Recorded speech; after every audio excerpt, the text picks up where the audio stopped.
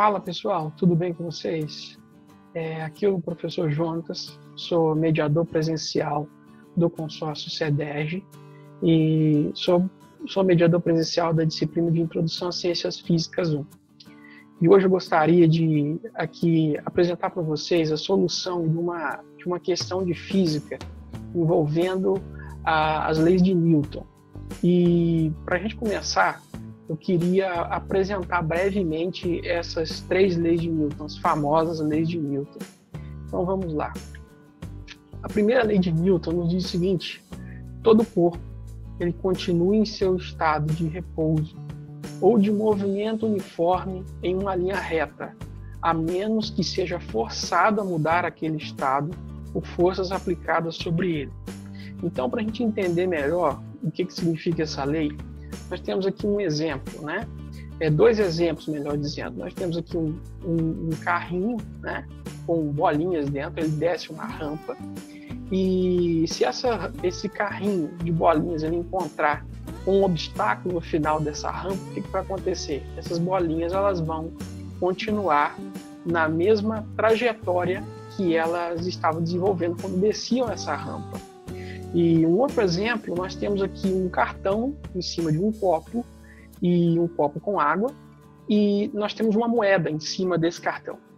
E se você for ali dar um peteleco naquele cartão rapidamente, né, expulsando aquele cartão daquela superfície do copo, né, da boca do copo, o que vai acontecer? A força de atrito ali não vai ser suficiente para puxar consigo aquela moeda. E o cartão vai ser expulso e a moeda vai cair dentro do copo. Então nós temos aqui dois exemplos que mostram isso, né? Um corpo em movimento tende a continuar em movimento. Um corpo em repouso tende a manter o seu estado de repouso, a não ser que uma força altere esse estado. Bom, muito bem.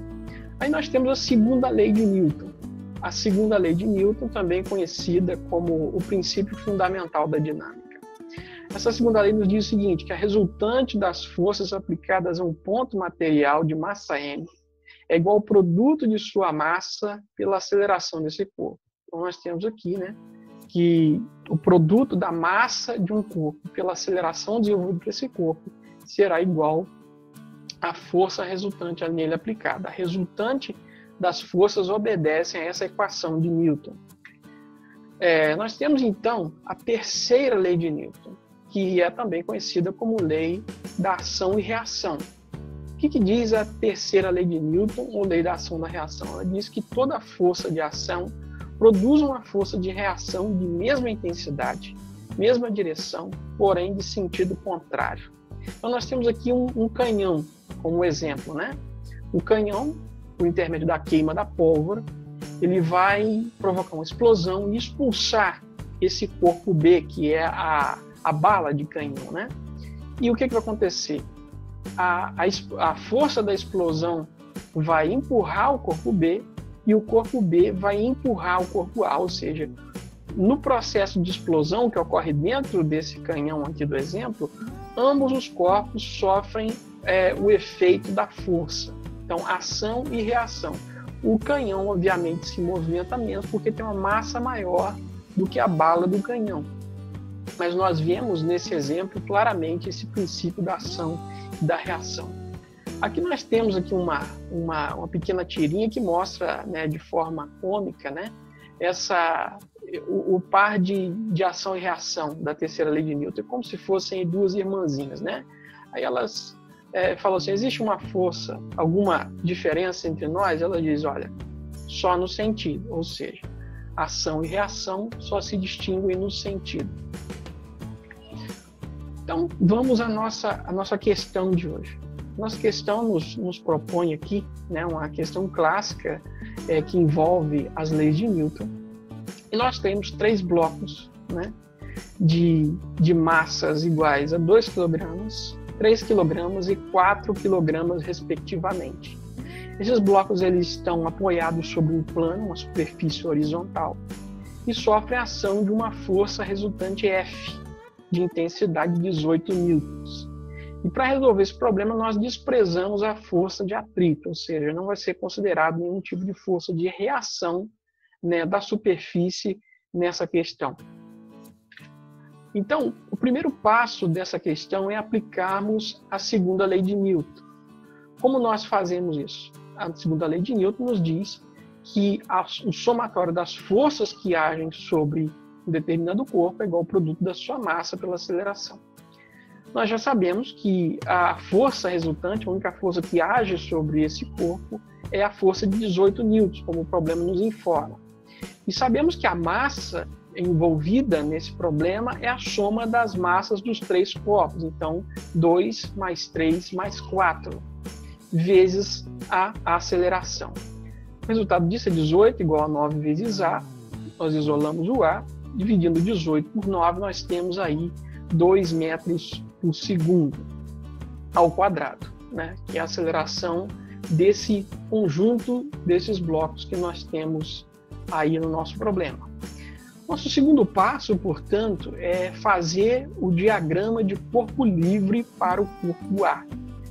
Por que nós devemos fazer isso? Porque fazendo esse diagrama de corpo livre do corpo A, nós conseguimos obter o resultado da força que o corpo B exerce no corpo A. Nós já sabemos o valor da força F e nós queremos descobrir a força que B exerce sobre A. Nosso terceiro passo, portanto, é aplicar a segunda lei de Newton ao diagrama de corpo livre do corpo A. Nós obtemos, portanto, que a força F menos a força que B exerce sobre A é igual à massa de A vezes a aceleração. Nós sabemos que a força F é 18 newtons. Nós sabemos também que a massa do corpo A é igual a 2 kg. Sabemos que a aceleração é igual a 2 metros por segundo ao quadrado, pelo que nós calculamos anteriormente no problema.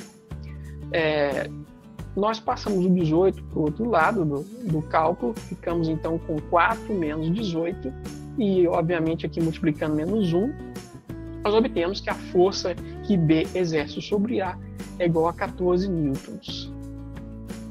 O quarto passo do nosso problema é calcular a força que B exerce sobre C.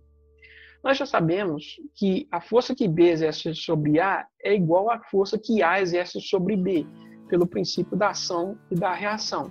Então, nós não precisamos mais calcular a força que A exerce sobre B. Nós já sabemos que, pela terceira lei de Newton, que essa é a mesma força sendo aplicada em sentidos diferentes, que é 14 newtons de intensidade. Nós podemos calcular a força que B exerce sobre C por meio da análise do diagrama de corpo livre de B ou de C. Então, você pode escolher nesse problema usar qualquer um dos blocos, né? Como se tratam de forças que agem em sentidos opostos, né? Você pode usar qualquer um dos corpos que estão interagindo essas forças, sabendo que a força que B exerce sobre C será igual à força que C exerce sobre B. Nós vamos fazer aqui o cálculo utilizando o diagrama de corpo livre do corpo C, né? Então, aplicando a segunda lei de Newton para o corpo C, nós obtemos o seguinte: o somatório das forças sobre o corpo C é igual ao produto da massa pela aceleração. Logo, colocamos a massa de C vezes a aceleração do sistema.